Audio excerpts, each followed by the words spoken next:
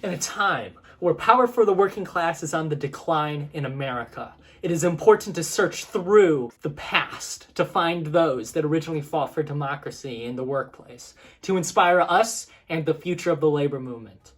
There are those like Eugene Debs and Samuel Gompers who were there for the start of the American labor movement. Look around at our wealth, at the great prosperity in modern Western society. We owe the existence of the middle class, healthy working conditions, and the modern wealth of opportunity to the sacrifices hard-working people made. And there are none so influential in the recent past as Walter Reuther, former president of the UAW and CIO. We begin our story near the start of Mr. Reuther's activism. He campaigned for Norman Thomas, the 1932 socialist presidential candidate. He was even fired from his job at Ford for supporting the radical. What? Out of here!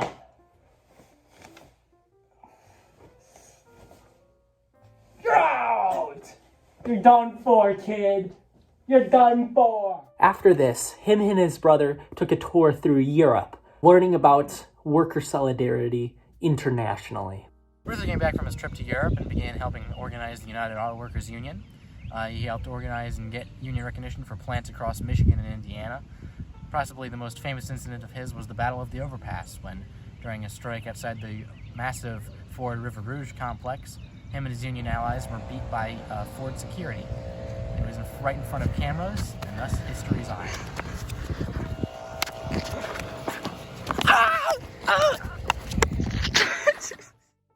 The labor movement picked up steam, and so did Reuther's career.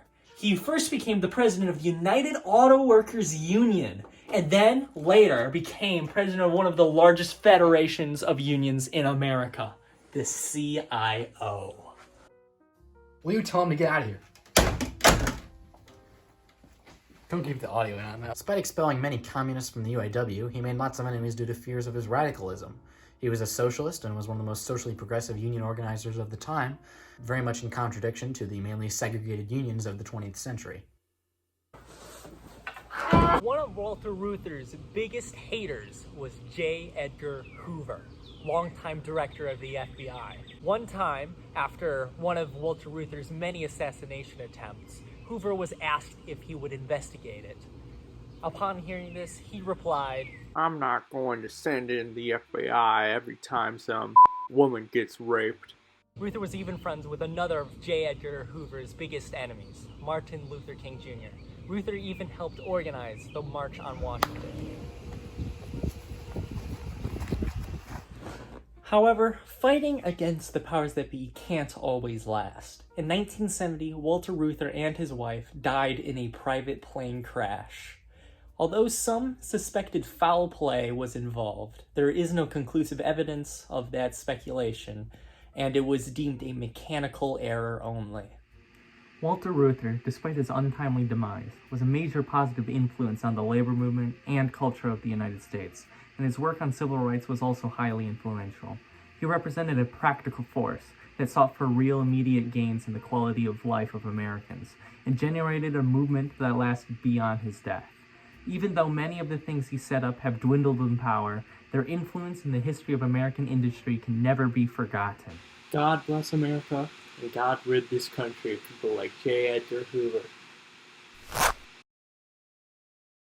He first became the president of United Auto Workers Union, and then, later, became president of one of the largest federations of unions in America, the CIO.